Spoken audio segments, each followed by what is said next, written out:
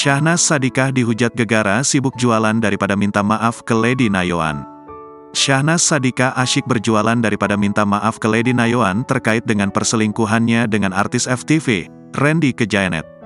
Istri JJ Govinda tersebut bahkan tak malu-malu mempromosikan barang endorse melalui media sosial. Padahal beberapa waktu lalu, Randy Kejayanet juga telah mendesaknya untuk meminta maaf pada Lady Nayoan. Dalam postingan terbarunya di TikTok, Syahnaz Sadiqah sibuk berjualan produk lulur. Dia pun mulai memperlihatkan kehebatan dari produk dagangannya tersebut.